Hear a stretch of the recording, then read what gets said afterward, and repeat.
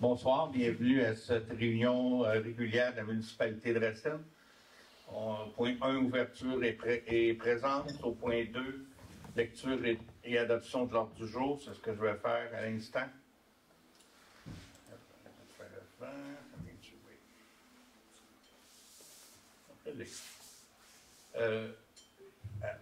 Au point 2, attendu la lecture de l'ordre du jour donnée par M.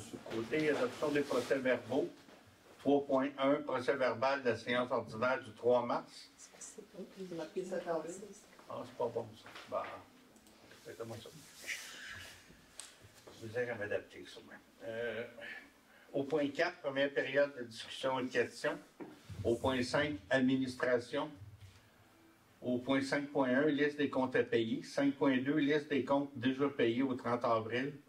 Au point 6, correspondance. 6.1, il n'y a aucun point. Point 7, règlement. 7.1, il y en a pas. Ah non, on n'a pas de règlement ce mois-ci, c'est ça. On tombe au résultat. Hein? On a un règlement? Le contrôle intérieur. Ah oui, il n'y en a pas. Ouais, 7.1, non, c'est aucun. On n'a pas. Au point 8, résolution. 8.1, dérogation mineure au 192 sur le 222. 8.2, dérogation mineure 722, chemin Souleau. 8.3, transfert de poste au niveau comptable d'un fonds réservé à un compte de dépenses. Résolution concernant la destruction des documents autorisés par l'archiviste. 8.5, demande de financement pour le transport adapté. 8.6, projet chemin Julien-Bombardier, emprunt temporaire. 8.7, signature de convention pour le Fonds de région et ruralité de la MRC. 8.8, soutien à la politique régionale des sentiers de randonnée pédestres en Estrie. 8.9, résolution pour la conformité toponymique des noms de rues. Point 8.10, octroi du contrat pour l'hébergement du site Internet de la municipalité. 8.11, octroi de contrat pour le contrôle de la berge du Caucase. On est là? Ah oui. Il était dessus. OK. 8.12, attribution de contrat, vidange de fosses septiques.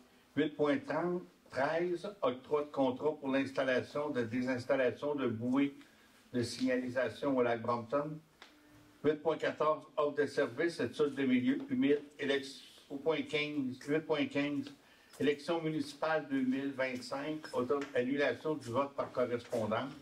8.16, 16, adoption de la politique et nomination du comité de suivi.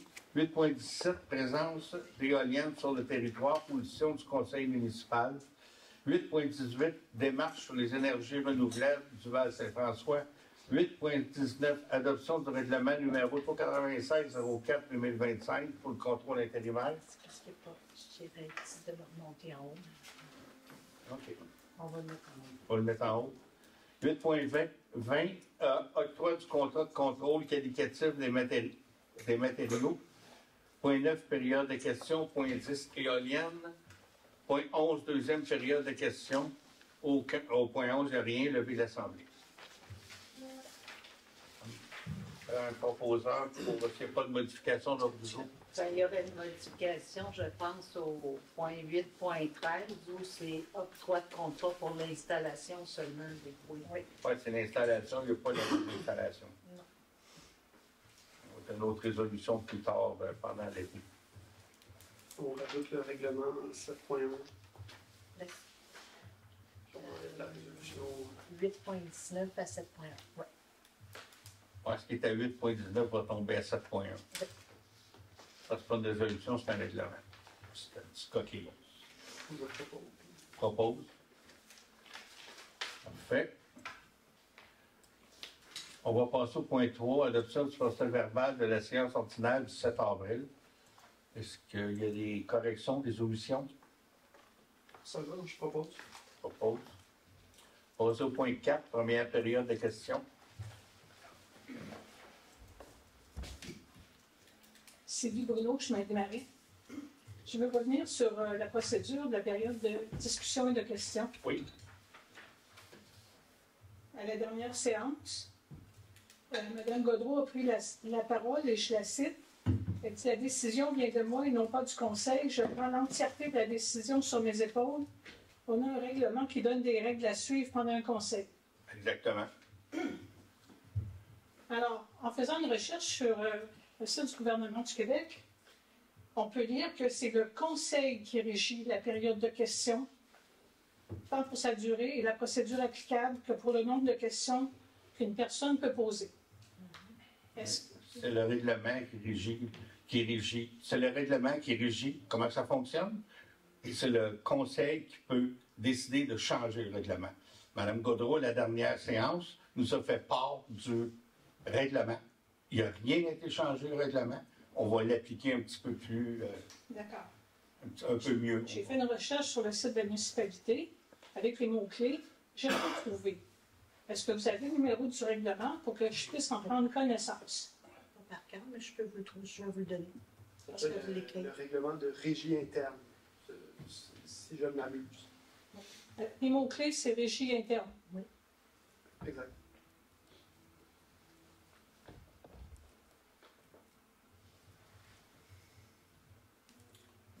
Puis vous n'êtes pas revenu sur votre... comment j'appelle ça, donc... Pour revenir, je ne veux pas dire aux méthodes traditionnelles d'intervention qu'on peut faire. Oui, on décide d'appliquer le règlement. Comme là, vous êtes là, vous avez posé une question. Si un autre citoyen qui veut venir poser une question, vous allez lui laisser la parole et vous pouvez revenir. S'il n'y a pas d'autres citoyens qui veulent poser une question, vous pouvez aller pour une deuxième question. Ça va, merci.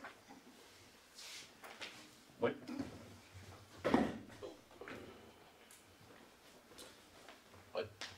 Michel Saint-Hilaire, route 243. Concernant, il y a un parc qui a été installé sur le point de la 243, 222. Oui. Nous, je suis résident juste en face. Puis, moi, à mon souvenir, on n'a pas été consulté directement. Je trouve ça dommage. C'est sur le terrain municipal. Ouais.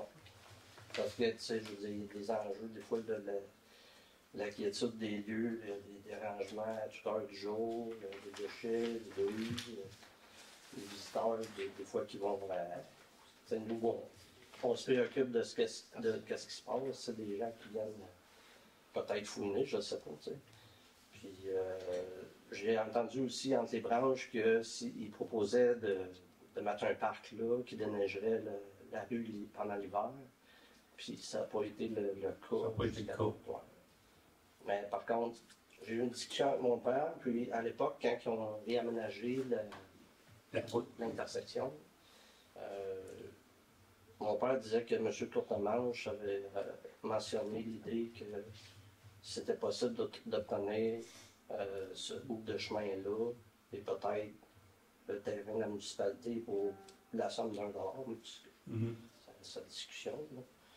Puis, dernier point, je trouve, il y a des coûts d'entretien pour la municipalité aussi. Là, je ne sais pas si c'est possible d'avoir une discussion, peut-être pas maintenant, mais éventuellement quand à l'enjeu de ça, parce que je trouve que l'effet d'avoir un parc à proximité, c'est ça, un peu dérangeant.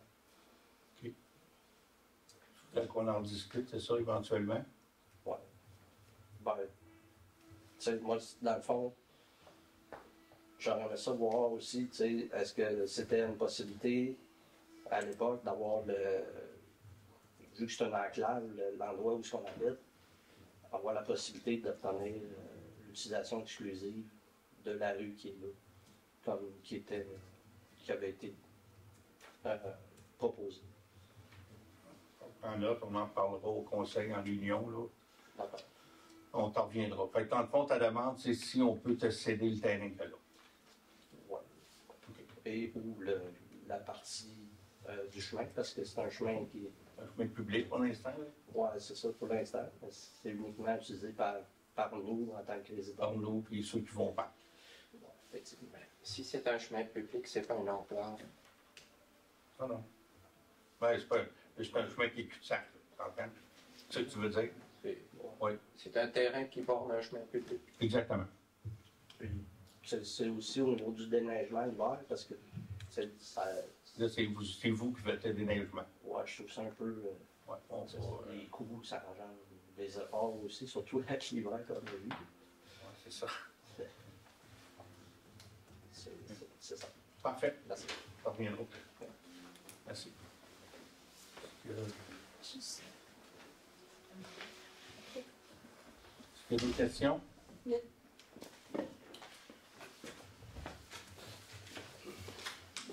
Bonjour, Francis Pomerleau de l'Église. C'était pour savoir, est-ce possible de voir le devis pour... Bon, Est-ce possible d'avoir le devis que vous avez fait au mois de décembre pour le garage? C'est-tu des choses publiques, des documents publics, ça? pour l'instant, là, on est encore en réflexion. Là, on n'est même pas parti à l'appel d'offres. Mais Ben, le métal de vie. Ben, un devis, c'est pour aller en appel d'offres. Oui. Mais le devis n'est pas fini, puis on n'est pas parti en appel d'offres. Ah, le devis n'est pas encore fait. Non, ben, on a une idée, mais il n'est pas faite. Mais avant de partir, nous, on nous a dit qu'on aurait une subvention. Mais on ne fera pas d'action beaucoup plus que ça, tant aussi longtemps qu'on n'aura pas la lettre du gouvernement, parce que c'est qu'au gouvernement, ça peut changer d'idée. Fait que tant qu'on a une lettre signée du bureau du ministre, là, on va continuer. Mais pour l'instant, ça reste un projet. Puis, pour l'instant, on ne reçoit pas de lettre comme de quoi que c'est officiel. Mais, par souci de transparence, on vous en a parlé. Mais on aurait pu attendre d'avoir la lettre signée, mais on vous dit tout ce qu'il y a sur la table. Mais des fois, c'est très long. Oui. Dans le fond, ce qu'on a fait comme devis, c'était un appel d'offres pour un architecte. Puis c'est quand l'architecte prend connaissance de tous nos besoins, puis tout ça, que finalement, il va y avoir, avec des ingénieurs, puis avec plein de professionnels, là, il va y avoir un appel d'offres avec des plans, pour des plans et devis, puis tout faire. Mais on n'a pas de plans et devis encore. Là, c'était vraiment pour trouver un architecte. Veux-tu d'autres? Ben, ouais, mais je peux attendre. J'avais juste une autre question. Vous avez parlé d'acquérir un terrain pour quelque chose. Oui. C'est pour quelle utilisation des terrains? On n'a pas fini nos négociations encore, fait que c'est pour ça que pour l'instant, on ne veut pas qu'il y ait de surenchère. Non, moi, je parle de l'utilisation du terrain. Pourquoi ce terrain-là? C'est pour du développement éventuellement. Mais c'est ça. On ne veut pas de surenchère, vous comprenez aussi. Non, on comprend ça. Parce que c'est une surenchère. Oui. Le monde dit, hey, la ville va acheter ce terrain-là, je vais y aller, puis là, le prix monte. Là. On a déjà des surenchères et tout ça. Merci. Merci. C'est Bruno Chemin Desmarais. J'ai cherché régie interne dans les mots-clés. C'est écrit « Désolé, zéro résultat ». OK, bon, on va regarder ça en amont. Bon. Dans la liste des comptes à payer, groupe Synergiste, étude de dragage, 15 381 $. Est-ce que c'est le dragage qui était prévu pour des riverains? C'était un peu comme privé. Oui. Puis là, on paye ça, puis... On va être remboursé par les riverains, on a une entente. Mais la façon que ça fonctionnait, c'est que la compagnie, eux, ne peut pas charger à, je ne sais pas, 7-8 riverains. On a pris l'entente que la municipalité paie la facture et ça va être directement rechargé sur les comptes de taxes ou je ne sais pas trop, mais Non, on envoie carrément une facture. on envoie carrément une facture et les citoyens sont engagés à la repayer. C'est juste pour faciliter l'administration. Merci. OK, merci. S'il n'y a pas d'autres questions, on va passer au point 5, administration. Liste des comptes à payer au 30 avril. Oui. Monsieur Studlar, Madame Bruno, le règlement, c'est le 347. Excusez-moi, j'ai 3,47. C'est ça. Excusez-moi. 01 022. 22. Merci beaucoup. Parfait. Liste des comptes à payer au 30 avril. Vous avez pris connaissance des comptes à payer. Est-ce qu'il y a des questions? Tout est beau. Prendre un proposeur? Oui. Liste des comptes déjà payés au 30 avril. C'est beau. OK. Pour le bénéfice de tous, des nouveaux, quand on dit les comptes à payer, ceux qui sont à payer, mais aujourd'hui, Il y a des comptes, on dit des comptes déjà payés, le conseil en prend connaissance, mais avec les paiements par Internet et différentes choses qu'il faut quasiment payer immédiatement. Là. Je ne sais pas trop. C'est des dépenses incompressibles, fait que on a des dépenses qu'on paie. Le conseil les voit, mais l'hydro, hein, comme l'Hydro-Québec, le téléphone, des choses qu'il faut qu'on paye anyway. Fait que ça se paye assez automatique, mais le conseil, il voit ces dépenses-là. Correspondance, vous avez reçu la correspondance. Au règlement, on a dit qu'on ramenait le règlement qui est au point 8.19. 8.19, ça veut dire d'un règlement. Adoption du règlement numéro 396-04 pour le contrôle intérimaire. C'est un règlement. Je peux l'expliquer. Vas-y donc, Donc, on a fait l'avis de motion le mois passé. C'est que donc, il y a quelques mois, on a mandaté la firme Atelier Urbain pour faire un PPU, un projet particulier d'urbanisme, qui regarde aux règles de zonage, ça pour un secteur qui est la zone 10, je pense, en tout cas, c'est moi pas là-dessus, mais sur la zone au bout de la rue de la rivière, au coin de la rue Lamarche. Puis, donc, la façon de faire, vu que la ville investit à étudier ce secteur-là, mais le temps que l'étude est faite, on adopte un règlement de contrôle intérimaire qui vient un peu geler cette partie-là du territoire, parce qu'il n'y a pas de nouveaux permis de construction qui peuvent être demandés le temps qu'on ajuste la réglementation. C'est ça. Il y a pas mal de parts de dépôt. Pardon? Il y a pas mal de comptes. Merci Nicolas pour les précisions. Merci. 8.1, dérogation mineure 192 route 222. C'est pour l'installation d'une enseigne qui dépasse un peu les normes. OK. C'est une demande d'installation d'une enseigne un peu plus grosse que nos normes. C'est chez Cochon-Touron. C'est sûr qu'il est un peu à l'extérieur du village, il n'est pas dans le périmètre urbain. Il est dans une courbe, fait qu'il veut augmenter sa visibilité. Je pense que la recommandation du CCU était favorable. Est-ce que tout le monde est d'accord? Parfait. Oui. Dérogation mineure au 722 chemin Snow. C'est quelqu'un qui va mettre un bâtiment accessoire qui est légèrement plus grand que la norme. Mais encore là, on n'est pas dans le périmètre urbain aussi, on est sur le chemin Snow. Je pense que dans ce cas-là aussi, le CCU recommande d'accepter la dérogation mineure. Tout le monde est d'accord? Merci. Hein? Après un proposant pareil, Louis. Transfert au niveau comptable d'un fonds réservé à un compte de dépenses. C'est pas le compte de dépenses du maire, on s'entend. C'est qu'on fait le budget, on place tous les montants dans différents comptes, mais des fois, au courant de l'année, on se rend compte qu'on a peut-être mis un petit peu trop d'argent dans un compte, puis qu'on est en train d'en manquer dans un autre. Bien expliqué, vous, c'est... Vas-y, tu vas être plus technique, moi je suis plus un peu brouillon, mais ça revient au même. Ça ressemble à ça, c'est que on a créé différents fonds réservés au niveau de la municipalité, comme pour l'eau potable, pour les égouts, pour les dépenses d'élection, ces choses-là. Et qu'est-ce que c'est qu'un fonds réservé? Un fonds réservé, c'est oui. Un fonds réservé, dans le fond, c'est comme une petite poche à part. On a notre fonds général que tout l'argent de la municipalité va dedans. Puis selon des projets, on a des fonds qui sont étiquetés pour ces projets-là. Puis il faut une résolution pour envoyer l'argent dans ces projets-là. Et il faut une résolution aussi pour la retirer au besoin. Et dans ce cas-ci, c'est pour la vidange de la fosse, si je ne me trompe pas. L'entretien des conduites. Oui. C'est ça, c'est l'entretien des conduites. Voilà ce qui fuyait finalement. Là. Donc, on a déjà un fonds de secours au cas où on aurait des problèmes justement sur notre réseau. On va aller payer notre facture à même ce fonds réservé-là. Donc, on reprend le montant de la facture dans le fonds réservé. Mais ce fonds réservé-là était pour des choses comme ça aussi. Oui. Là. L'eau potable. L'eau potable, c'est ça. Donc, c'est ça. Quand on a un fonds réservé pour l'eau potable, mais quand il faut payer une facture avec, il faut une autre résolution. c'est la comptable.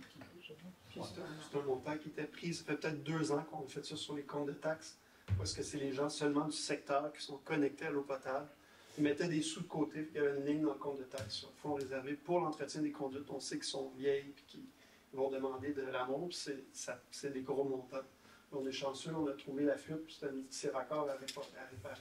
Oui. Mais on le passe par là quand même, par souci de bonne comptabilité. C'est ça. Puis, quand on fait ça, ben, quand les comptables nous vérifient, il faut qu'on ait une résolution qui est associée. Prendre un proposeur. Nicolas.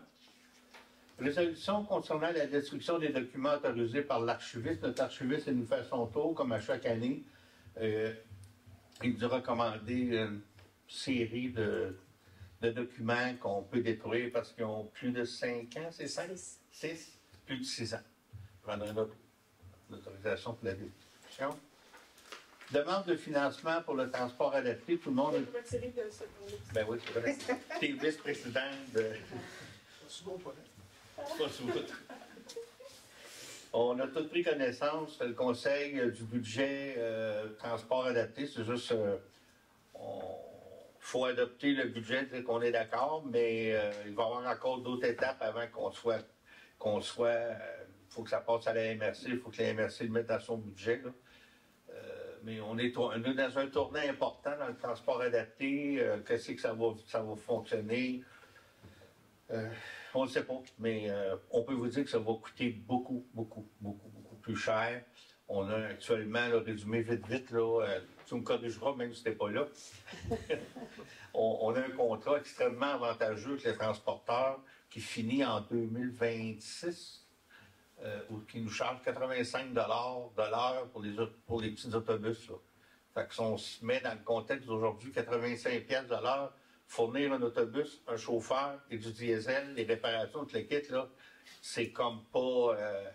c'est vraiment pas cher. Par contre, Transappel s'attend à une très grosse augmentation, au moins du double, probablement, pour le prochain budget.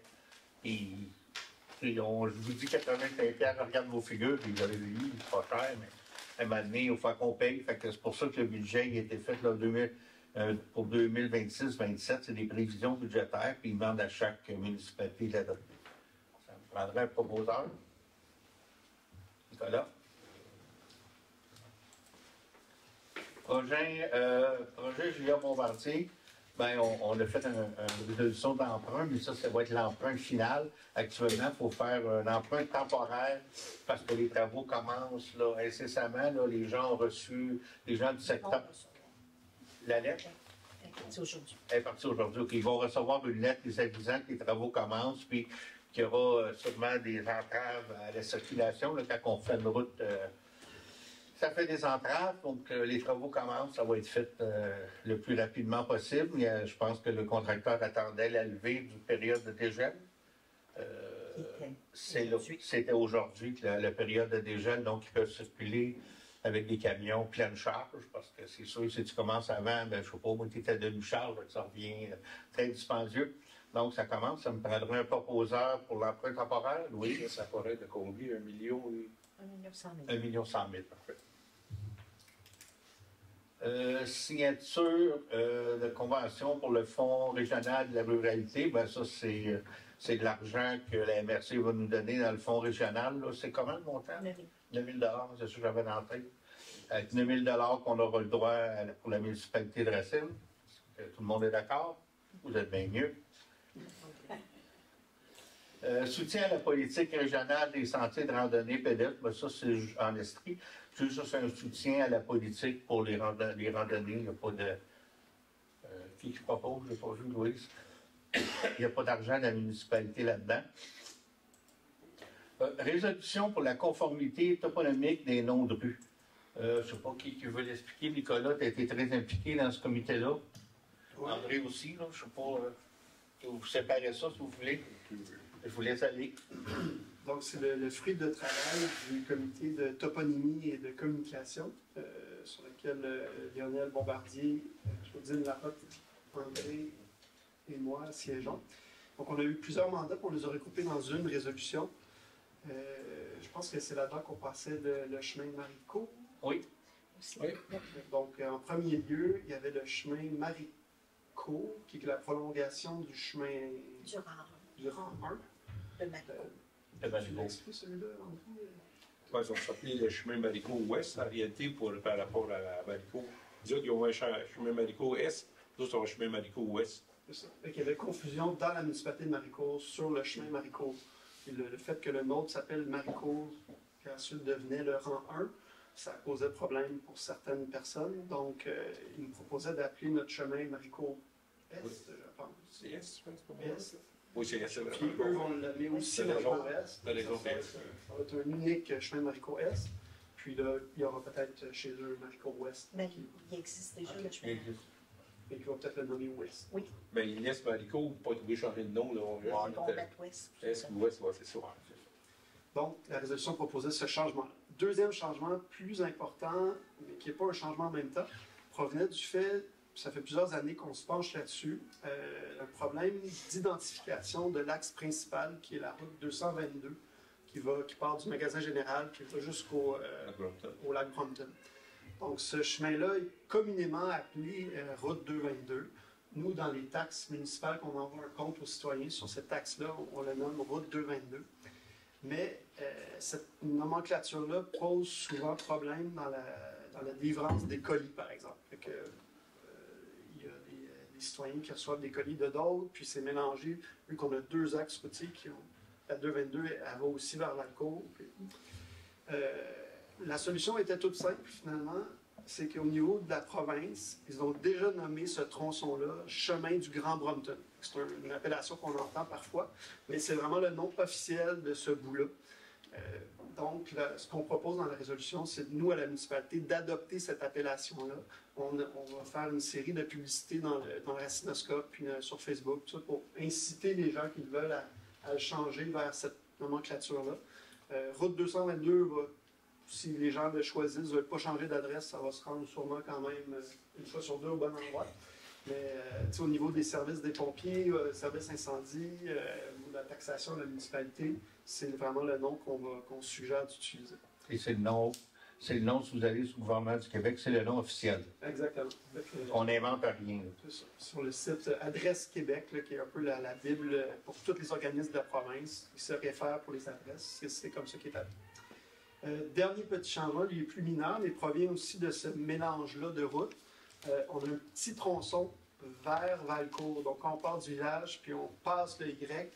Le petit bout de rue qu'on fait encore dans la municipalité, lui s'appelle encore aujourd'hui route 222. Puis donc, ça pose encore mélange avec l'autre route 222. Ce qu'on proposait, c'est d'enlever le nom route 222 de notre vocabulaire. Puis ce petit tronçon-là, on l'a rappelé, si je m'abuse, Chemin de la montagne. Chemin de la montagne, Comme un balcon. qui est le même nom de la route du IGA puis du truc. Fait qu'on fait juste prolonger le chemin de la montagne en l'appelant pareil.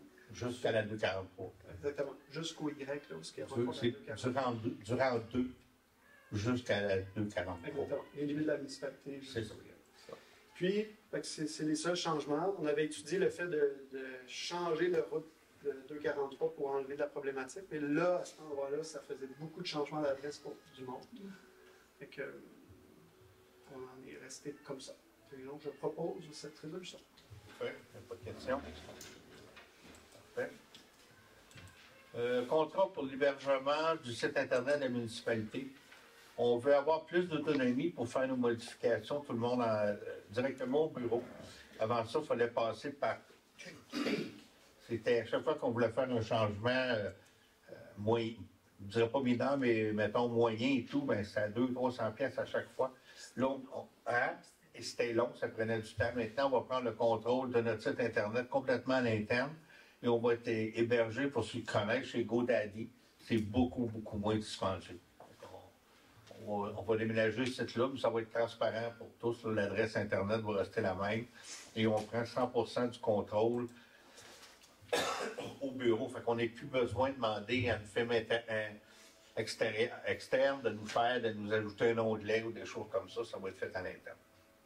On a un proposeur, rien. Dans le cas du contrat pour le contrôle de la berge du Caucase, on a une soumission qui a été faite par Quadra. On les a rencontrés aujourd'hui, on a eu une présentation. Écoutez, Racine là-dessus, on est vraiment à la tête du problème. Il y a même la MRC d'Acton qui demande à la MRC où est-ce qu'on en est avec ça, parce qu'eux, ils commencent à en avoir dans le bout de la Rivière-Noire qui jettent à la Yamaska. Puis nous autres, tout n'est pas fini, on a fait du progrès. Beaucoup de progrès même, ils ont montré les cartes, là. C'est quand même assez impressionnant, mais ça fait quoi, 7 ans, 8 ans qu'on est là-dedans? 2016. C'est vraiment pas facile. On a encore encore d'ouvrages. Ça serait vraiment désolant d'arrêter à ce moment-ci. Puis on en a encore, il y avait même des postes d'éjection jusqu'en 2029. C'est vraiment une plante difficile à contrôler. On l'avait mis au budget, si je me souviens bien. Un coût de 20 017. Oui, c'est 20 017 et on avait mis 18 000 nous autres au budget. On va s'en sortir. On va trouver petit 2 000, là, on n'aura pas. C'est surtout que cette année, on n'a Il n'y a pas de subvention. Il n'y a plus de subvention pour ça actuellement. Là. Excusez, là, moi j'ai un petit début d'équipe. Cadre proposant, Michel. Non. Ça se fait des vacances. Octroi de contrat pour le contrôle de la mer du cocage, on l'a fait. Oui, pour les fosses septiques, on a eu l'offre de service. On a eu une offre, on avait demandé plus qu'une, on en a eu seulement une. On a des prix qui sont assez similaires aux ans passés. Il n'y a pas eu d'augmentation, je pense. Un petit peu, là. Fait que, on a un seul soumissionnaire. Fait que, vous avez pris connaissance. Vous ne les lirez pas toutes, là, c'est long. Y a-t-il un proposeur? Voilà.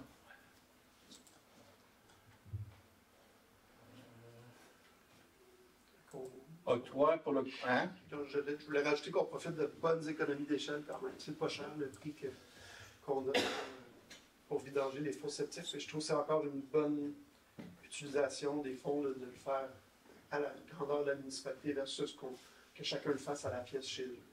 Oui, puis on est sûr que c'est fait. Puis c'est aux 2 ans, je pense. Oui, c'est aux 2 ans. Un contrat de 4 ans. Donc 2 fois de chaque côté. 2 fois de chaque côté, c'est ça. Octroi de contrat pour l'installation et désinstallation.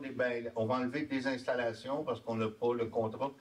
Anciennement, c'était le camping mécanisé qui nous faisait ça, qui installait les bouées. Et puis cette année, il ne veut plus. On lui a même offert un petit peu plus d'argent. On a essayé du tordre de bras, mais on n'a pas entendu crack. Même c'est récent, sa réponse date quasiment de cet après-midi. Hein? De cet après-midi. Là. De 14 500. C'est 14 500 pour l'installation. C'est pas toute Racine qui paye l'installation. On divise ça en 3 municipalités par nombre de bouées. C'est pas tout à fait un tiers, là, parce qu'Offord en a. Mais c'est presque un tiers sur le montant qu'on paye. Nous autres, on a une quantité. Saint-Denis en a un peu plus, puis Offord en a un peu moins. Là, ça va être conditionnel à ce que les autres municipalités soient d'accord. Oui, c'est conditionnel à ce que les autres soient d'accord. Mais c'est beaucoup plus cher qu'on payait avant. Mais on n'a pas le choix, puis ça prend les bouées aussi. Là, Moi, j'hésitais à demander le vote là-dessus. Je n'étais pas satisfait de la tournure des événements, où est-ce qu'on était avec la soumission. Je vais quand même personnellement voter en faveur, mais j'apprécierais si on pouvait, parce qu'on est pressé dans le temps, on est au début, il faut donner le contrat. Mais peut-être avec soit le veto du maire ou le travail, un veto du maire ou le travail en coulisses de l'administration, si on peut explorer plus le fait de la solution permanente versus payer juste pour l'installation. C'était pas clair pour moi si on payait un peu plus cher maintenant, mais qu'on faisait un système qui allait être beaucoup moins dispendieux pour les années à venir. Pour ma compréhension, c'est qu'on installe les bouées ce printemps avec les blocs de ciment, comme d'habitude. Je pense que la permanence va arriver, mais que ça c'est le temps de les enlever. On va laisser les blocs de ciment où ils sont là et on va accrocher ce qu'on appelle une bouée d'hiver. Fait qu'on ne déménagera plus les blocs de ciment. Fait que ça va se passer plus dans le contrat de désinstallation où ce qu'on ne désinstallera pas le bloc de ciment. C'est ça qui est quand même lourd à transporter. S'il y a une question d'aller le fixer dans le fond marin. Oui, s'il faut aller le fixer dans le fond marin, on pourra quand même le faire à l'automne. Là. C'est ça. C'est un peu l'idée. Parce que dans le fond, il faut donner le contrat maintenant si on veut que ça soit. Les bateaux vont sortir d'ici 2-3 semaines. Ils sont sortis. Ils sont sortis, oui, OK. Il y a 5 livres qui sont sortis. Ouais, c'est ça. Ben, là, c'est peut-être plus des pêcheurs que des. Non, non, les pontons. Ah, ouais, ça se promène. ça se promène. Donc, ça me prendrait un proposeur pour. Tout le monde est d'accord? Oui. Offre de services des milieux humides. C'est une offre de service à la municipalité pour faire des études des milieux humides. Mais c'est quelques numéros de l'eau. C'est vraiment en lien avec le PPU qu'on va vous présenter, là, mais qu'on le reçoit d'ici quelques mois pour s'assurer que dans la zone qu'on veut éventuellement faire du développement, que tout correspond. Là, c'est possible. Il y a quand même une carte des milieux humides qui existe, mais avant d'aller de l'avant, ça prend vraiment une étude sur le terrain pour s'assurer que tout est conforme. Les milieux humides, il beau faire une carte, puis 2-3 ans après, ça se déplace un peu, les niveaux montent un petit peu, fait qu'il faut vraiment faire une cartographie bien précise. Tu proposes? C'est bon, merci tout le monde. Humide, après ça, on va. Élection municipale, annulation du vote par correspondance, on en a. Hein? OK, c'est que le vote. On en a parlé quand même à la dernière réunion. Puis tu disais que il n'y a jamais personne dans les années qu'il y a eu les élections, personne dans les prévalus.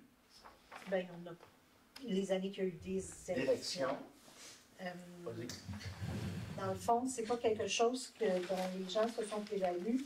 Puis, avec ce qui exige, on est une petite municipalité, puis on n'a pas 25 personnes de personnel. Puis ça demande il y a des exigences qui sont au-dessus de la capacité. Il faudrait qu'on engage juste pour ça, dans le fond. Fait que les gens, au mois de janvier, on a envoyé à chacun des non-résidents, parce que ceux qui sont résidents vont venir voter, là, s'ils veulent bien. Pas par anticipation ou la journée du vote. Mais à tous les non-résidents, ils ont reçu un avis qui les informait qu'ils pouvaient s'inscrire sur la liste électorale pour pouvoir voter. Donc, ils peuvent voter par anticipation le jour même du vote. S'ils ne sont pas résidents, c'est toujours sur 2 semaines, 2 dimanches différents. Puis ça a été utilisé beaucoup. On a reçu beaucoup de réponses. Donc, on va y aller comme ça. Puis d'habitude, c'est comme ça que ça fonctionne le mieux. Les gens viennent soit pour le vote par anticipation à leur chalet, puis à leur résidence comme telle, là, ils vont le jour du vote. Donc, c'est plus simple. Un proposeur.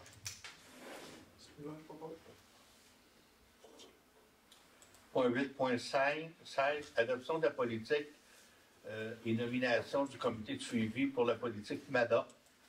On aura une présentation de MADA tantôt, au complet. Fait que ça me prendrait un proposeur pour MADA. Est-ce que tu as les noms?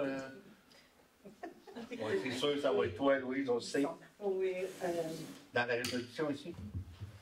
Oui, je les ai ici. C'est ça. Le comité, c'est Louise, Ariane Séguin-Werner, Michel Benoît Ducius, Marie-Jeanne Nader, représentante des aînés, Serge Fontaine, représentant des aînés, Lynn Godreau, personne responsable de la coordination de la mise en œuvre du plan. Donc, ce sera le comité permanent MADA. De suivi. De suivi, bon. Oui. OK. Puis pour ce qui est de la politique MADA, on va l'adopter. On va en faire une présentation tantôt. On en est rendu à faire la mise en place, la mise en page de tout ce document-là. Et éventuellement, on aura une présentation officielle, un dévoilement, là, quelque part à l'automne, au mois de septembre, là, où on fera vraiment là, le statement final là, pour utiliser l'anglicisme. Fait que Louise, elle propose. C'est aussi bien. OK. 8.16 présente des éoliennes. Je voulais juste que le Conseil se penche sur ce qui s'en vient. Entendu que des projets de parcs éoliens sont en développement sur le territoire de la MRC et que l'implantation de 3 à 4 éoliennes est envisagée dans la municipalité de Racine. Entendu que ces projets s'inscrivent dans le cadre de la politique énergétique du gouvernement du Québec à laquelle la municipalité ne peut légalement s'opposer.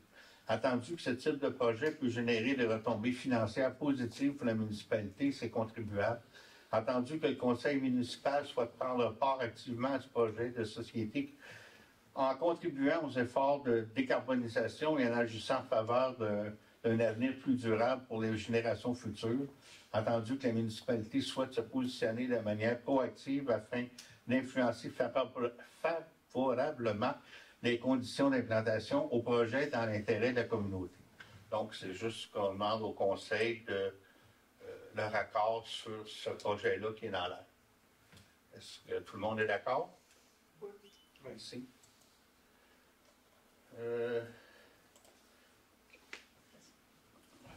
Démarche toujours sur les énergies renouvelables du Val-Saint-François. Donc, ça, c'est l'autre partie. C'est juste qu'éventuellement, il y aura il y a deux types d'actions. C'est-à-dire qu'on peut devenir partie prenante dans le sens qu'on peut devenir, excusez-moi, et partenaire à 50%. Mais c'est sur l'ensemble du réseau de la MRC, on est en train de se pencher là-dessus. Donc, c'est vraiment, à ce moment-là, oui, le propriétaire du terrain a des redevances, la municipalité a des redevances, mais si c'est actionnaire, c'est là vraiment que c'est rentable. Je pense qu'il y a 3 des élus cette semaine qui sont allés à des présentations à Lac-Mégantic. Peut-être que je ne sais pas s'il y en a un qui veut faire le résumé aussi de ce que vous avez vu. Mais ce que vous m'avez dit, c'est que j'étais censé me joindre, mais j'ai pas. Il y a eu des problèmes de santé de mon côté. Ben, pas moi, là, en tout cas. Je n'ai pas pu me joindre. Mais ce que vous m'avez dit, c'est que les municipalités qui ont participé ils vont rembarquer dans un deuxième projet. Et il y avait certaines municipalités qui n'avaient pas embarqué dans le premier puis qui vont aller dans le deuxième. Là, c'est des choses. Là, je résume ce que vous m'avez dit, là, vraiment très court. Là. Je peux dire quelque chose. Il y avait une présentation des éoliennes qui ont là-bas.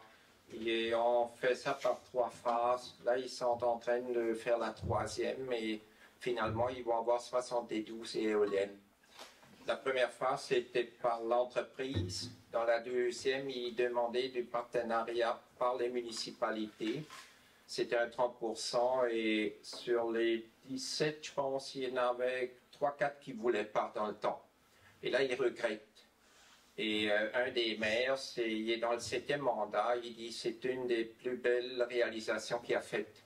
C'est une municipalité avec un peu plus que 600 personnes et ont payé de la caserne de pompiers, une surface. Il dit toutes les choses qu'on veut acquérir sont payées par les éoliennes. Et au début, avec le 30%, il voulait créer un fonds de réserve de 5 millions. Il prévoyait que ça prenait 5 ans et au bout de 4 ans, le 5 millions était accumulé. Et depuis là, il redistribuait les redevances. Et aussi, dans le coin de Sorel, Yamaska, Saint-Robert, Massuville, il y a un projet, il y avait une douzaine d'éoliennes. Et là, ils font une deuxième phase. Vraiment, les gens, ils veulent que ça crée de l'emploi et ça génère des revenus pour les municipalités. Merci. Fait que ce qu'on adopte, ça, oh, ça je t'avais pas vu. Désolé. Ce que je voulais dire, en fait, c'est que nous, effectivement, ce qu'on a vu à Lac-Mégantic pour la MRC du granit, là, il y avait... le micro, on a vu des élus qui étaient effectivement très enthousiastes à développer d'autres projets d'éoliennes, vu l'expérience qu'ils avaient eue précédemment avec les 2 phases qui ont précédé. Là, ils sont en voie d'en faire encore une vingtaine d'autres éoliennes sur le même territoire. Mais tout ça pour dire que là-bas, c'est quand même, c'est assez impressionnant, 72 au total que ça va donner quand même, c'est des gros territoires. Pardon? C'est beaucoup? Ah, c'est énorme, c'est énorme. Donc, évidemment, dans une petite municipalité où tu en as une quarantaine, ça représente des centaines de milliers de dollars de redevances par année sur des budgets municipaux qui sont de l'ordre de, comme nous, de 2-3 millions. Donc, c'est quand même des sommes appréciables. Mais sur un territoire comme ici, ce ne sera pas du tout la même chose. On parle d'une implantation de 3 éoliennes sur l'ensemble du territoire ici. C'est ce qui est proche. Territoire de Racine. Territoire de Racine. Sur la MRC, il y en a plus que ça. Ici, c'est 3 ou 4. Mais parlons de Racine. Oui, OK. Donc, ce que je veux dire, c'est que ça n'est pas du tout du même ampleur. Et au niveau des redevances, bien, ce ne sera pas la même chose non plus. Là. Mais il y aura des redevances quand même intéressantes de prévues à la municipalité si on fait partie de la société en commandite qui devrait être copropriétaire de l'ensemble du projet. Ce soir, ce qu'on a adopté, c'est une intention. C'est pour donner... c'est pas la signature finale comme de quoi qu'on embarque dans la société en commandite, c'est de démontrer notre intérêt. Donc, ce qui va donner la possibilité à la MRC de continuer, de dire, bon, ben sur les 18 municipalités, on en a 15 qui embarquent, donc ça donne ces chiffres-là pour pouvoir commencer à faire des projections. Tout ça pour un appel d'offres potentiel d'Hydro-Québec, quelque part en fin d'année. Oui. Et donc, c'est un projet qui ne pourrait se déployer, j'imagine, pas avant 2-3 ans. 2-3 ans, non, c'est ça. Là, actuellement, on est en phase de préparation au cas où on aurait pu avoir le réflexe, que je pense qu'il n'aurait pas été le bon. Hey, on ne fait rien tant qu'il n'y a pas de projet réel. Il y a une possibilité de projet, fait qu'à la MRC, on a décidé de prendre ça en main et de se préparer. Puis, ça se peut que s'il n'y a pas de projet, ben, on se dira, ben, on l'a fait pour rien. Mais s'il y a un projet, ben, au moins on sera prêt et on sera en contrôle de la situation. C'est là qu'on en est, puis on vous en parle depuis le début. Fait que c'est nos petites. On ne connaît pas actuellement la position des autres municipalités quant à leur participation. On va le savoir après ceux qui vont donner leur intention comme ce soir. Au courant du mois de mai, on va savoir que sur les 18 municipalités, ben, il y en a 15, il y en a 14, ou il y en a 18, on ne le sait pas. Là. Puis pour embarquer dans la société en commandite, tu n'es pas obligé d'avoir une éolienne sur ton territoire. Là. Je parle comme la municipalité de Valcourt, il n'y en aura pas, mais ils peuvent faire partie du groupe parce que c'est un projet MRC. Et la façon que ça va être calculé, c'est selon la richesse foncière. Et nous, donc, peu importe si les 18 embarquent, la richesse foncière sur les 18 municipalités, on est toujours au 3e ou 4e rang, ça dépend des années. Là, Saint-Denis, Saint-François, là, on se vole là, à chaque année là, la position 3 et 4. Donc, on est avantageusement placé pour avoir des bonnes retombées, étant donné notre richesse foncière. Notre richesse foncière est plus élevée que Windsor et plus élevée que Valcourt.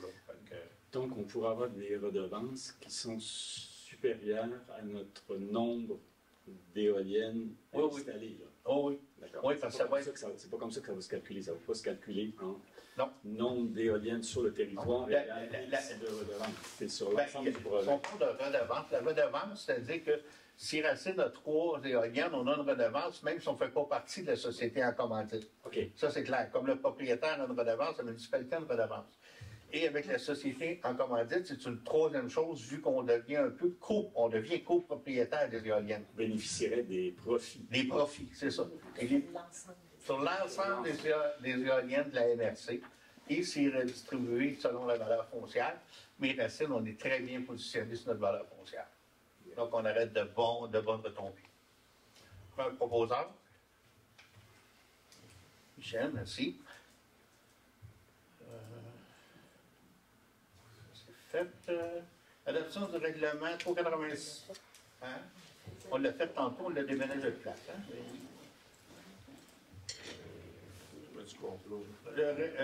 Intérimaire pour la qualificatif des matériaux. Contrôle qualitatif. Contrôle qualitatif. Pour les travaux sur Géabondon. C'est ça. Ah, c'est ça, c'est le compte. Oui, c'est ça, je ne me souviens plus, là, mais je suis en train de le voir. C'est ça, c'est pour faire le contrôle de ce qu'on sort et de ce qu'on rentre sur le chemin Géabonvardier. C'est-à-dire qu'il va y avoir des analyses de fait pour est-ce que le sol qu'on va sortir, qu'on va bouger, est-ce qu'il est contaminé? Si c'est contaminé, bien, Là, c'est cette firme-là qui va nous le dire, puis il va falloir faire du traitement. Et la même chose pour voir les matériaux qui rentrent sur le site, est-ce qu'ils sont conformes à notre devis? C'est ce contrat-là qu'on accepte de savoir. Parfait. On est période d'information et de questions. On va commencer. Oui, c'est ça que je fais. Ah ouais, c'est pas, je ne l'ai pas bien dit. OK. Le mois d'avril, premièrement, il y a eu une réunion du service d'incendie. Je n'ai pas pu y participer. André, avais-tu eu quoi de spécial? Oui, j'ai ça ici. Là,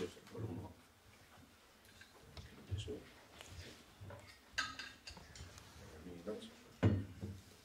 Peut-être d'autres choses, là. Oui, OK. Il y a eu un webinaire sur la végétation pour Hydro-Québec, c'est-à-dire les fils dans les branches. Encore là, j'ai eu un mois un petit peu occupé, j'ai pris une semaine de vacances aussi. Mais c'est Lynn qui a participé. Peux-tu nous dire des choses? Bien, dans le fond, Hydro-Québec, comme il va chercher pour des énergies plus propres, différentes que l'eau, comme les éoliennes ou le solaire, il veut aussi essayer d'améliorer avec la végétation différents quartiers. T'sais, il nous propose toujours, ça c'est pas nouveau, il nous propose toujours la sorte de végétation qu'on va mettre près des fils dans différents endroits. Ça reste la même chose. Mais en plus, ils poussent un peu leur offre pour essayer d'aider pour les îlots de chaleur, pour différents problèmes qu'on a dans les municipalités. Donc, il y avait un volet vraiment habituel là, avec les choses proposées et les choses à éviter. Et il y avait aussi une pensée pour l'amélioration du niveau de vie des gens, surtout en milieu urbain. Nous, en campagne, on a un petit peu d'îlots de chaleur dans le village, hein, mais je veux dire, c'est pas comme Montréal, mais en tout cas, ils se penchent là-dessus, ils font des recherches pour améliorer les milieux de vie des gens. Puis ils nous proposaient des choses aussi. Okay. Merci, Lynn. André, tu as ton information pour les incendies? Les incendies, on a une entente qui a été de fourniture de services avec Ismen qui a été renouvelée pour les salaires, tant qu'on va une place ou d'autre, ça les mêmes. Fait qu'il y a une entente de signer avec Ismen, avec la Régie d'incendie de Valcourt, comme de raison. Puis il y a aussi le rinçage des bonnes sèches, juste pour vous dire un petit peu comment ça coûte, toutes les bonnes sèches qu'on a, il y a 76 072 et 47, dont la régie, sa régie, c'est tous nous autres qui vont payer. Là. Les autres, c'est la ville de Valcourt, le canton de Valcourt. Ceux qui sont connectés direct, on ne paye pas pour eux autres. Mais ceux qui appartiennent à la régie, en réalité, là, il y avait pour 25 272 qu'on va payer pour les rinçages. Puis il y a aussi l'achat de matériel informatique. C'est pas toute la scène qui paye le 25 000? Non, c'est toute la régie. Toute la régie, OK. Puis ils vont acheter du matériel informatique, aussi 2 portables conditionnés. Puis c'est pour le directeur et les pompiers. Puis il y a aussi une formation pour les 9 pompiers pour la désincarcération, un coût de 11 853. Les projets RDD, ceux qui sont intéressés pour ça à Valcourt, ça va être le 24 mai prochain. Fait que ça va être dans l'aréna comme d'habitude. RDD, c'est les rejets domestiques dangereux là. Votre peinture, vos huiles, tout ça, vos batteries d'auto, des choses comme ça. Vos détecteurs de fumée aussi, vous les emmenez oui. Là. Vous faites ça c'est dans la cour d'Aréna le 24 mai. Merci. Enfin, merci. Jeudi dernier, au musée d'ingéniosité Germain-Bombardier, il y a eu lancement de la saison touristique de la MRC. Et une partie que j'ai bien aimée avant le lancement, on a eu une formation qui durait à peu près 1 heure sur l'intelligence artificielle. On s'en rend pas compte, mais ça prend énormément de place dans nos vies, c'est présent. Puis j'ai appris une chose aussi, c'est que, tu sais, on s'en va beaucoup sur les réseaux sociaux, Internet et tout, mais l'intelligence, pas Internet, Facebook, ces choses-là, Instagram, l'intelligence artificielle, elle marche avec les sites web.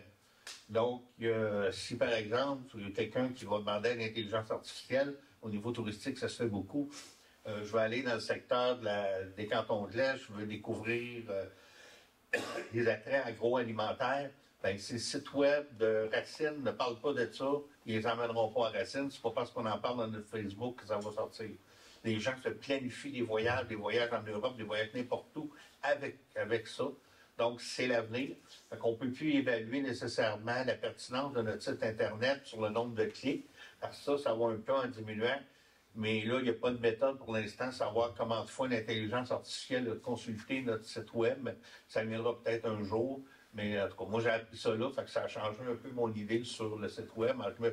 On dit toujours les sites web, ça va peut-être disparaître. Et non, il ne faut pas, parce que l'intelligence artificielle qui est présente dans notre vie va s'en servir beaucoup, fait qu'il y a de l'information qui ne sera pas là. J'ai participé à la marche du bénévolat le 27 avril à Valcourt. Ben, il n'y a pas eu de marche, si vous vous souvenez, le 27 avril, dimanche le 27, il neigeait. Ça s'est tout passé à l'intérieur du centre communautaire. Je suis allé au rendez-vous des Montagnes Vertes. Ça, c'est une organisation qui parle beaucoup des corridors de communication surtout pour la faune. Et on sait que dans toutes les montagnes vertes qui parlent des États-Unis, qui s'en viennent ici, oui, le parc Offord, c'est une belle axe de communication pour notre faune. On a une très, très grosse coupure qui s'appelle l'autoroute 10. Donc, il y a des projets. Éventuellement, avec le MTQ, pour peut-être faire un jour, comme on voit dans les vues dans l'Ouest canadien, une espèce de viaduc végétal pour les faire passer. Là. Fait que c'était aussi intéressant. Ceux qui sont sur Facebook, vous avez peut-être vu qu'on a eu la visite de la vice-première ministre, Madame Geneviève Guilbeault est venue faire un tour à Racine, à la fromagerie, sous l'invitation de notre député, M. Bachand, et j'ai été invité à aller les rencontrer. Madame très gentille. J'en ai profité pour lui remettre un dossier assez complet. On en a aussi discuté, mais on n'a pas ouvert le dossier. J'ai donné pour cette consultation sur l'importance du gymnase, de remettre en action le gymnase. J'ai expliqué que le centre communautaire, si c'était sûr, s'il n'y avait pas eu de projet de gymnase, on n'aurait peut-être pas fait l'intérieur comme ça, on aurait fait plus gymnase, justement. Mais là, on l'a fait beau, puis haut, avec des belles petites lumières, puis tu ne peux pas jouer au ballon là-dedans. Là. Fait que j'ai dit à Mme Guilbeault, si ça reste comme ça, c'est une génération d'enfants qui ne joueront pas au ballon à l'école. Puis là, M. Bachand a pris les choses et dit, Mme Guilbeault, j'ai 3 écoles qui sont mises sur pause dans ma circonscription, et s'il y en a juste un qui doit voir le jour, il faut que ce soit Racine. Il a prêché pour notre paroisse, ça, fait que je suis allé faire une petite représentation dans ce sens-là. C'était bien agréable, bien gentil, là, ça se passe toujours comme il faut. Ça fait un peu... Oh, puis hier, il y a eu le brunch au gaufre pour le clocher de l'église. Je pense que ça a été un grand succès. Il y avait du monde. C'était délicieux. C'était vraiment bon. Là. Je pense que les cuisiniers sont là. Félicitations pour les sauver. C'était magnifique. Merci. Ouais, le service était bon. C'était parfait. Merci beaucoup. J'imagine que l'objectif financier va avoir été atteint. J'imagine. Très bien. On va les résultats bientôt, au-delà de nos espérances. Bon. Merci pour tout. Puis c'était super. OK. Ça fait le tour pour les activités. C'était quand même assez tranquille en avril. OK, ça n'a pas été tranquille. Oh, il y a eu la firme comptable qui est venue. Oh, on est quand même occupé. Non, mais des fois, j'ai plus de choses. Après ça, au niveau des jeunes points éoliennes, là, qui vient tout de suite après, mais on a fait pas mal le tour. Je pense qu'on... Hein? Oui, ils vont voir ça aussi, là, mais on va le faire après. Fait que, on était mis un point éolienne, mais je pense qu'on a tout dit en présentation, là, des points tantôt. Je n'ai pas de plus de notes. Peut-être faire un retour sur le sondage. Oui. Ouais, il y a eu le sondage en fin de semaine. L'île est allée à la présentation. Oui, ben dans le fond, c'était le résultat du sondage que la MSC avait mis. Il y a eu des consultations publiques ici à Racine le 12 novembre. Puis après ça, la MRC a fait un sondage en ligne. Il y a eu quand même plusieurs réponses. Si je ne me trompe pas, il y a eu 172 réponses. C'est sûr que sur la MRC, c'est pas beaucoup, mais il semblerait que pour un sondage non officiel, dans le fond, parce que ça se voulait pas quelque chose de mathématique ou quoi que ce soit, c'était vraiment pour sonder les gens, là, avoir un peu le pouls des gens. Il paraît que c'est très bon pour la MRC, il s'en estimait très heureux. Et dans le fond, il y avait plusieurs sections dans le sondage. La première, c'était l'avenir des énergies. Le deuxième, c'était s'informer pour mieux s'exprimer. La troisième, c'était définir des conditions pour une intégration harmonieuse. Et la quatrième, c'était perception des impacts des énergies renouvelables. Évidemment, la MRC se penche sur l'ensemble des énergies renouvelables, pas juste les éoliennes, il y a aussi la géothermie, il y a l'énergie solaire, puis l'autre, il appelait ça autre, là, mais toute autre énergie connexe là, qui pouvait se faire. Donc, ça a été bien expliqué par la directrice générale de la MRC que,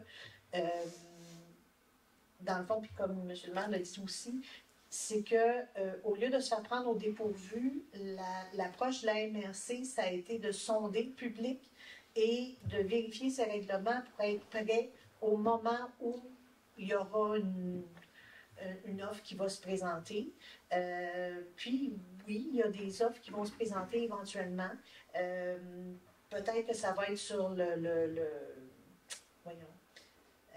solaire, mais on entend plus parler de l'éolien pour l'instant. Sauf qu'on est en voie de changer, pas de modifier, mais de moderniser notre schéma d'aménagement. La MRC, ça tombe bien.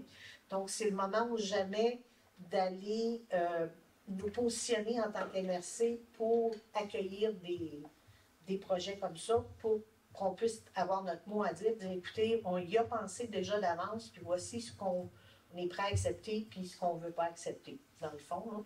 Mais c'est sûr que c'est le gouvernement et c'est le gouvernement qui décide. Donc, on ne peut pas avoir des règlements tellement limitatifs qu'on empêche l'implantation d'un projet.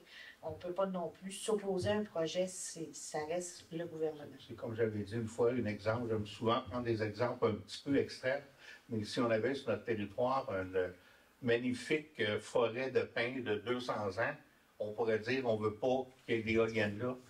Puis ça serait acceptable parce que là, on aurait vraiment quelque chose d'exceptionnel, mais on n'a pas de cas comme ça. Là. Okay. Il faudrait trouver un autre endroit. Il faudrait trouver un autre endroit. Puis la question a été posée pendant la période de questions. Pourquoi Hydro-Québec s'occupe de ça, dans le fond?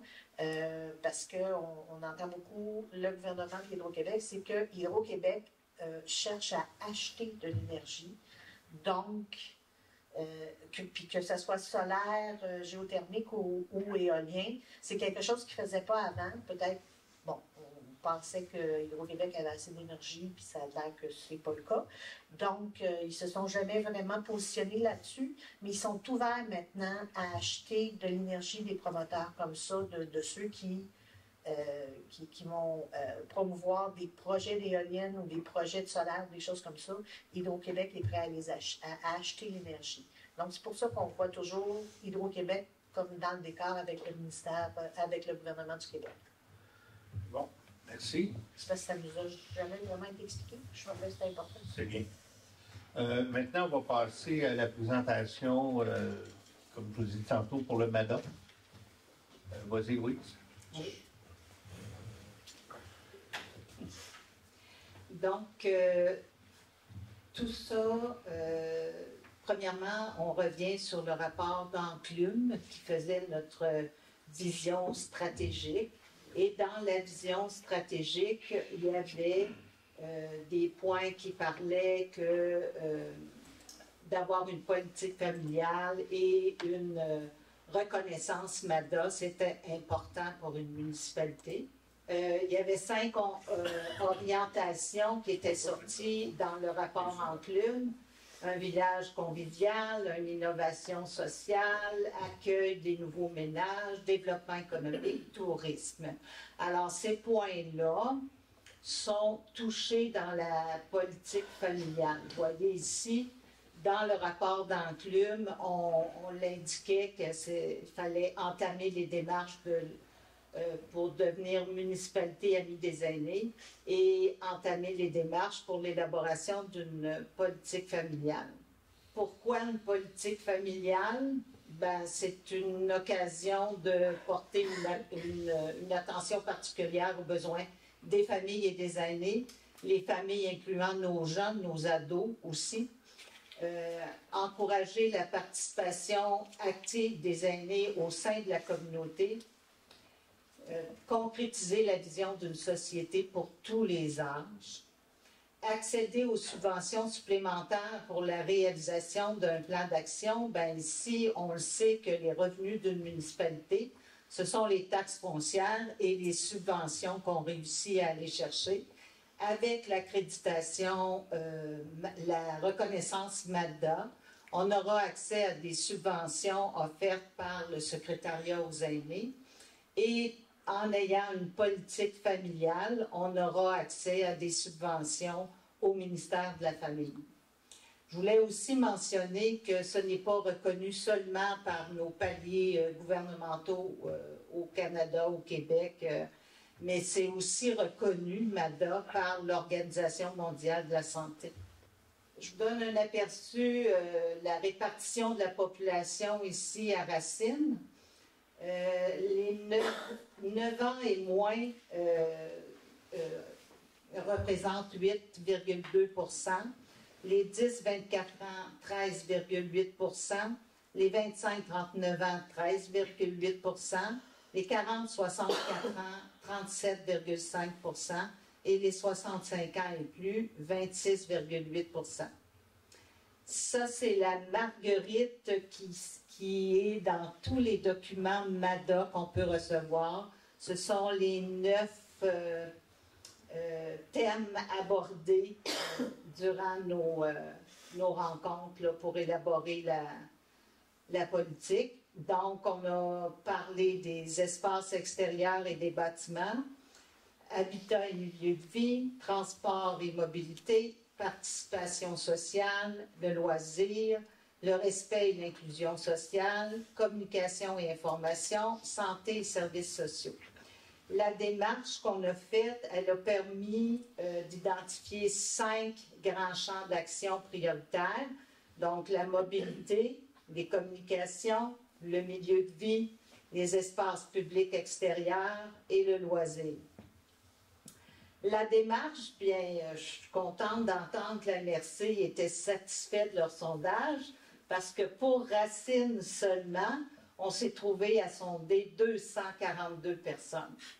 Donc, 83 aînés, 119 représentants des familles qui ont complété les sondages, soit en ligne ou papier.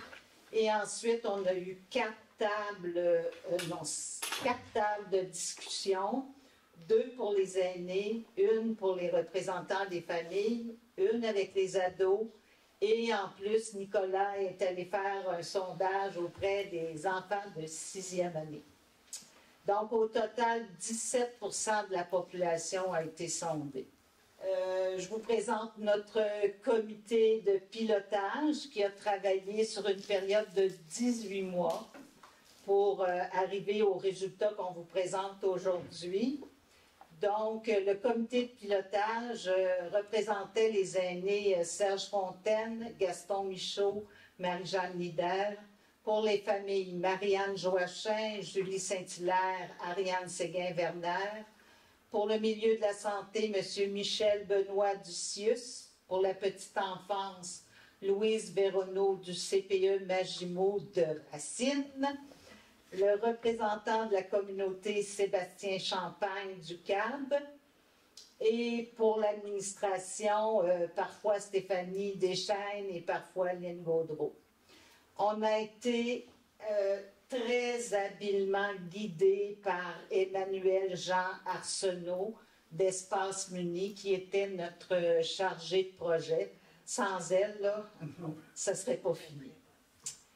Donc, les principes directeurs, orientation du conseil ou but, c'est vraiment de promouvoir le vieillissement actif, l'épanouissement et le bien-être, la protection de l'environnement et l'adaptation au changement climatique, et la coopération et la solidarité.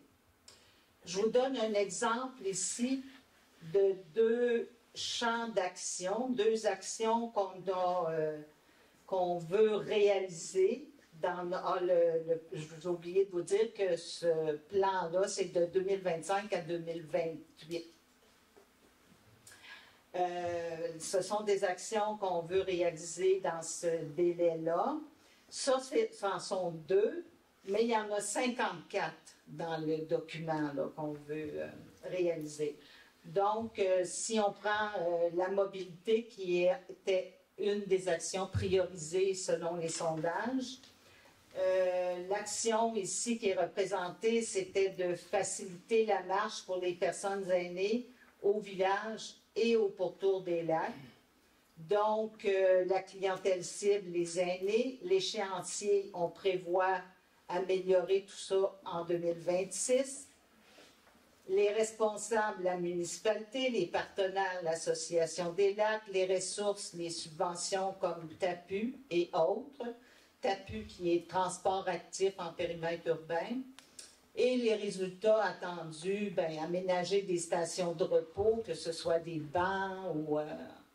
puis essayer de voir le pourcentage des aînés qui marchent plus souvent grâce à ces améliorations-là. L'autre exemple que je vous donne, ce sont les communications. Accroître la circulation de l'information auprès des familles et des aînés. Les actions, parler davantage des organismes du milieu dans le racinoscope, impliquer les ados et les parents dans la rédaction du racinoscope et impliquer des personnes aînées dans la rédaction du racinoscope. Donc, les clientèles cibles, ce sont les enfants et ados, les familles et les aînés. On voulait que ça se fasse en 2025, c'est commencé. Responsable, c'est la municipalité. Les partenaires, chacun des organismes, les parents et les ados volontaires et les aînés volontaires, ainsi que le comité du racinoscope. Les ressources, bien c'est sûr que c'est le budget municipal qui couvre les dépenses. Les résultats attendus, bien mieux connaître nos organisations, diversifier l'information et avoir des sujets pertinents pour les aînés. Le comité de suivi, leur rôle et responsabilité, c'est vraiment de faire un suivi pour évaluer les progrès réalisés, les changements en cours dans le milieu. C'est de faire des recommandations au conseil municipal ou à la MRC, dépendamment des projets. Poursuivre la réflexion sur l'évolution de l'émergence d'enjeux dans la communauté et agir aux besoins à titre d'agent de mobilisation, faciliter la circulation de l'information auprès des acteurs du milieu. Le comité de suivi, comme on l'a dit tantôt, pour représenter les aînés, M. Serge Fontaine, Mme Marie-Jeanne Nider, pour les familles, Ariane Séguin-Werner, pour le milieu de la santé, Michel Benoît du CIUS, et l'élu responsable de la politique, Louise Lecourt. Comme on disait tantôt, on est à travailler sur la mise en page. Probablement que ce sera disponible sur notre site web à partir de l'automne. Et à l'automne, on fera sûrement un lancement officiel là, de la politique tout ensemble. Merci. Merci beaucoup, Louise. Bravo, Louise. Bravo. Et on va passer maintenant à la deuxième période de discussion et de questions.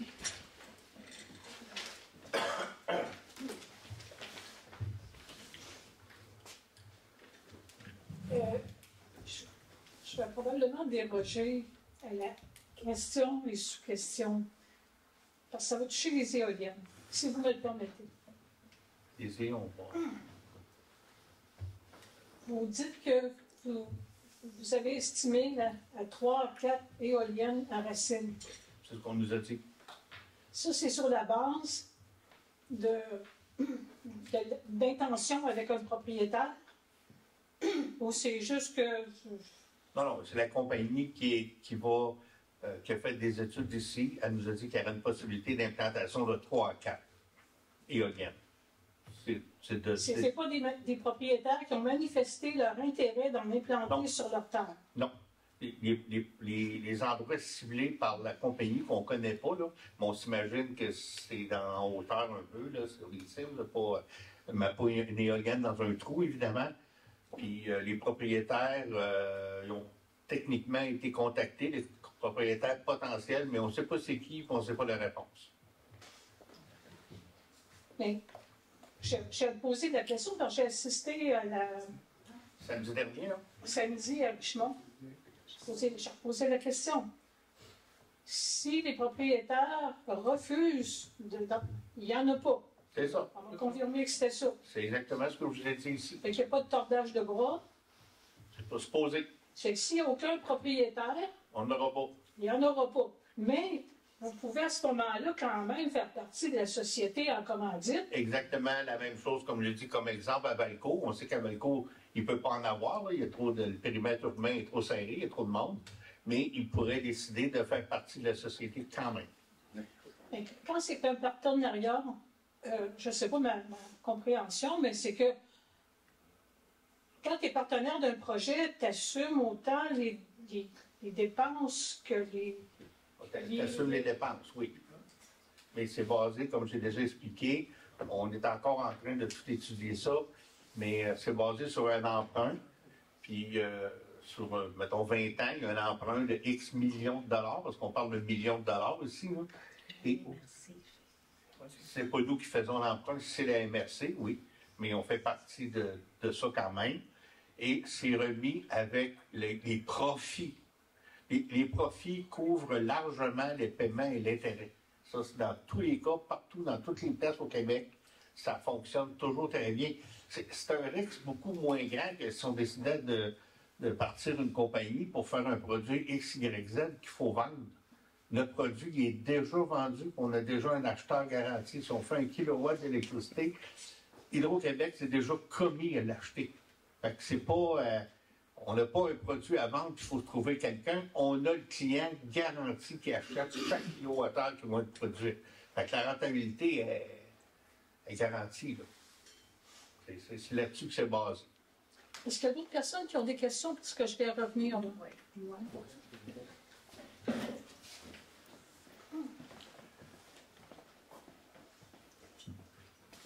Micheline Janson, 413 Grand Brompton. Ben, notre adresse de firme, c'est Grand Brompton. OK, ben, regardez, c'est exactement ça qu'on a officialisé. Oui, c'est ça. Premièrement, je vais féliciter Mme Lecourt pour cette belle étude. Et ça vient un peu me chercher dans le sens que quand il y a de la volonté, ça se réalise, les choses. Alors, moi, je fais le lien avec les éoliennes. Puis je me dis, s'il y avait eu la même volonté comme municipalité de travailler avec ces personnes, des personnes chez qui il va en avoir, parce que moi, j'en connais que d'une. Je ne comprends pas que vous autres, vous ne savez pas, mais nous, on est approchés, disons. Bon. OK, bon. Hein. C'est ça. Mais de toute façon, de tout ce qu'on a dit depuis le début, qu'est-ce qui fait que la municipalité a fait une belle attendue queue, comme vous avez fait tantôt, mais sans nous consulter, nous en parler, tenter de voir, bien, vous en parlez, mais vous donnez de l'information, mais je veux dire, qu'est-ce qu'on en pense, nous autres, là, ceux chez qui ça va être. Puis je suis certaine que ça ne sera pas au milieu du village. Puis ça ne sera pas non plus... au lac Brompton, c'est beau. Au lac Brompton. Puis ça ne sera pas, tu sais... dans les hauteurs. Peut-être dans le Grand Flodon. Je ne sais pas. Peut-être que c'est là. Celle-là, je ne l'ai pas su. La 4e, je ne sais pas. Mais de toute façon, de consulter un peu les citoyens chez qui on pense qu'il va en avoir, puis vous autres. Parce que, est-ce que la municipalité a vraiment tellement, assurément besoin d'argent? Ou est-ce qu'une municipalité est là pour faire de l'argent comme une entreprise? Ou est-ce qu'elle est là pour donner des services aux citoyens? citoyen Ben, étant... c'est ce qu'on veut faire avec cet argent-là, c'est donner plus de services en n'étant pas obligé de taxer. Genre? Et de toute façon... Genre? Quel Ben, genre de service de plus? Qu'est-ce qui nous manque à Racine, là? Ben, qu'est-ce qui nous manque?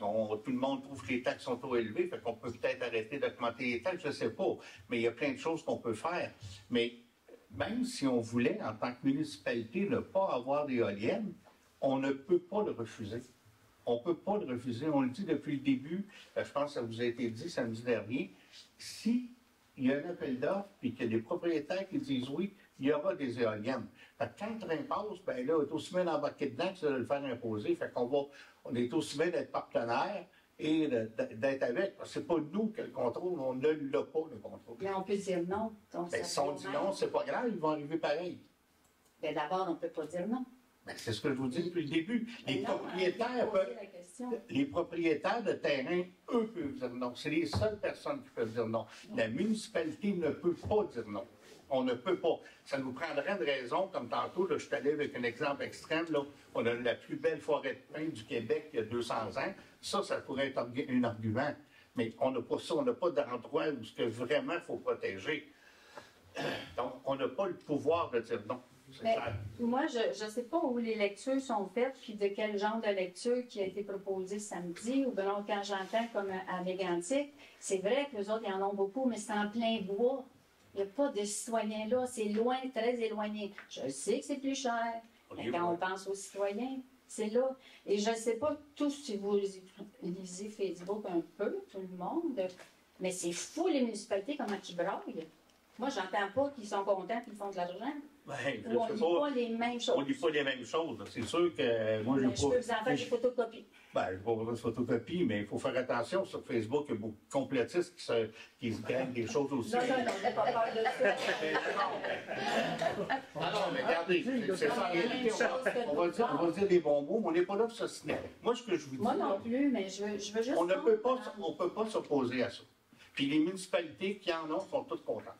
J'ai jamais vu le contraire. Ça veut dire que, mettons qu'à Racine, nous, on va subir ça, parce qu'il y a encore un article qui a suivi, là, que c'est même pas bon pour la santé, ni pour la faune, ni pour ça. Puis comme une petite ferme pour chez nous, elle est toute détruite juste pour la rendre là avec ses grosses palmes. Je l'ai vu dans d'autres places, qu'est-ce qui s'est fait. Mais nous, on va subir ça, mais l'argent va être dispersé à tout le monde dans la MRC.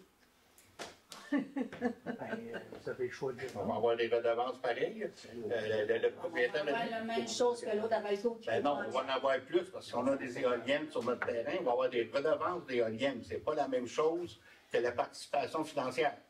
Alors moi, je ne vois pas de logique, là. Je suis là pour la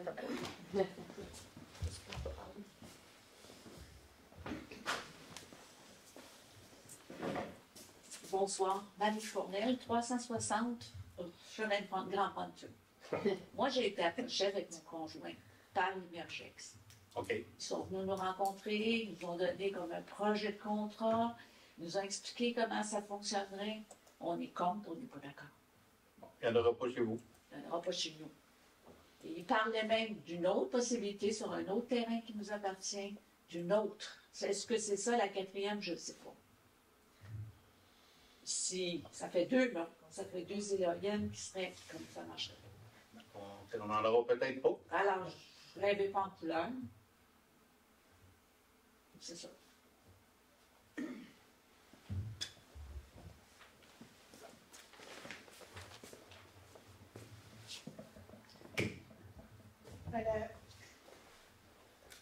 À la réunion qui a eu lieu à Richemont samedi,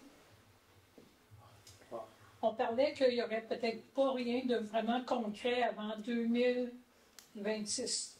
Oui. Les élections sont le 2 novembre. Est-ce que les maires qui siègent à la MRC, vous êtes sur le comité éolien, je pense? En plus, oui. En plus. Est-ce que les maires ne devraient pas avoir, étant donné qu'on parle de 2026, qui est le début d'un autre, on va dire d'un autre mandat. Oui. Notre prochain mandat, est-ce que les maires ne devraient pas avoir un mandat clair pour prendre des décisions dans ce dossier-là? Quand j'entends par mandat clair, ça veut dire que le maire a été élu en bonne et due forme, il va être là pour un mandat de 4 ans. Dans ces 4 ans-là, il va se passer des choses, il va se prendre des décisions. Est-ce que vous ne devriez pas, en tant que maire au pluriel à la MRC, dire on attend après les élections pour prendre des décisions, regarder ou signer des ententes avec les promoteurs? Ne devriez-vous pas attendre au moins d'avoir un mandat clair?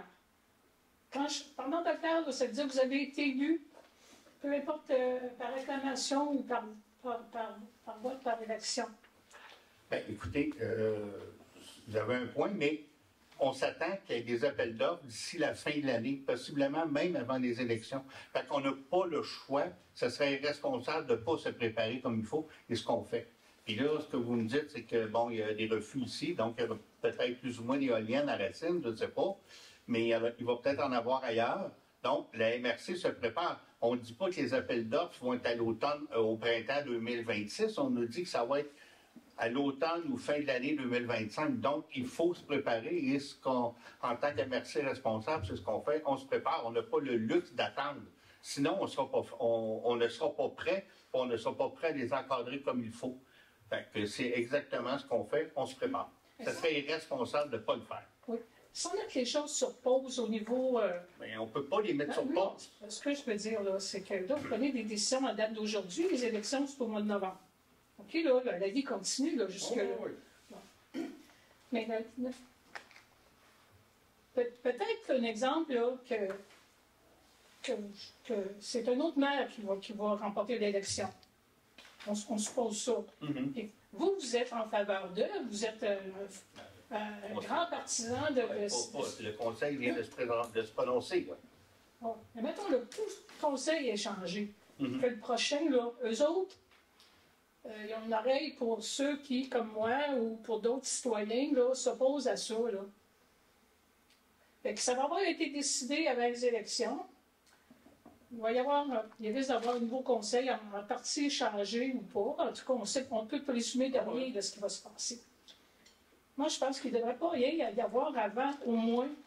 Ce que vous êtes en train de me dire, arrêtez de vous préparer, puis après ça, on va se faire imposer des éoliennes non encadrées parce que ça va arriver peut-être avant les élections ou un mois après, puis on ne sera pas prêt. C'est ça que vous nous demandez. Arrêtez de vous préparer, puis vous le subirez. Ça ne marche pas, là. C'est nous autres qui allons subir aussi. Oui, mais on ne peut pas. Je vous le dis, là, même s'il y avait tout un nouveau conseil qui voudrait être contre, il ne peut pas être contre. Parce que s'il y a un appel d'offres et qu'il y a des citoyens qui veulent, il va y avoir des éoliennes. Pour ça qu'on se prépare.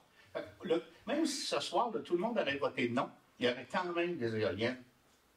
On est aussi bien de se préparer comme il faut. Et c'est ce qu'on fait en tant que conseil responsable. Ce serait irresponsable de faire le contraire. OK, la question dans ce cas-là, une sous-question. Vous êtes tous prononcés en faveur d'embarquer là-dedans? En faveur d'encadrer ça comme il faut. Oui, OK. Appelons ça comme ça. Est-ce que c'est l'argent qui vous motive ou c'est parce que je sais pas moi, que vous êtes pour la décarbonation, les énergies renouvelables? C'est tout ça aussi. En fait, je pense que c'est l'argent qui vous... Non, c'est tout ça aussi. Mais c'est aussi le fait, ça fait 3 fois que je vous le dis, là, je ne le répéterai plus après. On ne peut pas s'opposer. Donc, on va se préparer à bien l'accepter et à vivre avec. En avoir les bénéfices possibles. Si on ne se prépare pas, ben on n'aura rien, puis c'est tout. On ne peut pas le refuser. C'est tout. Est-ce qu'il y en a d'autres qui ont des questions? C'est pour Mme Bruno, je pense que j'ai répondu. Monsieur Paubert.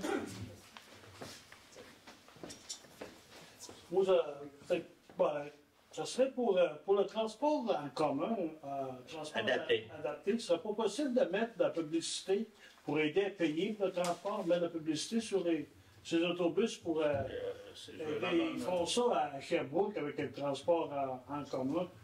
Ils mettent de la publicité, puis ça pourrait peut-être aider à payer. Oui, j'ai rien noté. OK. Puis pour les éoliennes, là, moi, j'ai fait des recherches. Puis, Lac-Mégantic, en 2023, ça leur a rapporté 65 $ par par citoyen. Si tu regardes un couple, c'est 130 $ par année. C'est pas la mer à boire, pas en tout. Qu'est-ce qu'ils ont fait avec cet argent-là? Ils ont fait des projets, ils n'ont pas fait baisser les taxes et ils n'ont pas empêché de remonter les taxes. L'argent qui est fait par ces éoliennes-là, elle va dans le compte général des municipalités et la gaspille. Les citoyens n'en profitent pas en tout. Ben, on m'a dit tantôt qu'ils avaient fait une caserne de pompiers et tout. Ah, c'est ça. Ils ont fait des affaires, pas de caserne de pompiers, mais ils ont fait une surface multifonction, puis Non, ça, c'est ça. Ils n'ont pas pris l'argent pour aider aux citoyens, pas en tout. Avec l'argent des éoliennes, là, ça rapporte à ceux qui les font, puis c'est tout. Ça ne rapporte pas aux citoyens. C'est votre point de vue. Merci. C'est une bonne question. Elle donnerait ma question. Elle donnerait ma question. OK. C'est parce que j'avais vu lever la main. René Janson, 134 de la Rivière. Moi, c'est tout un autre sujet, là.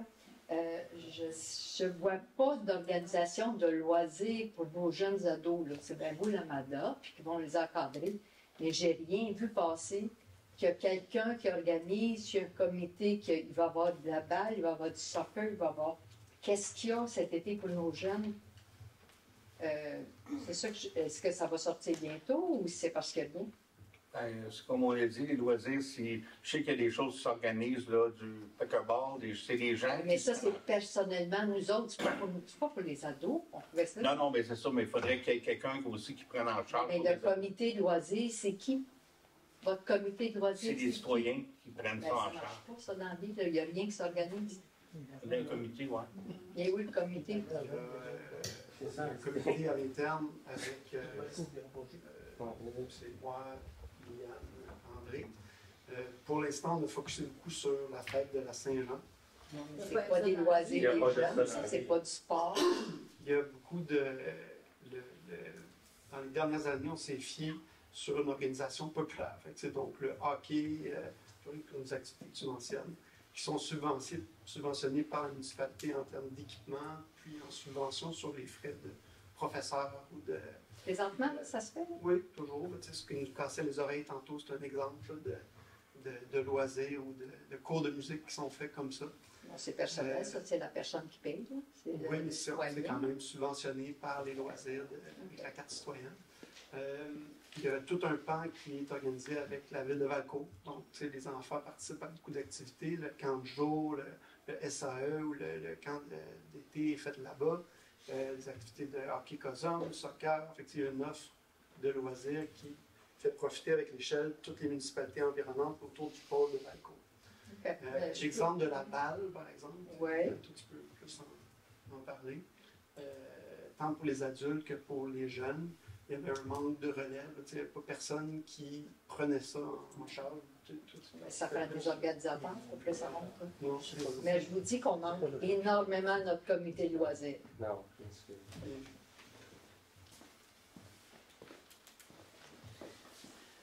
Bon, il n'y a pas d'autres questions. On va faire la levée de l'Assemblée. Merci. Proposeur.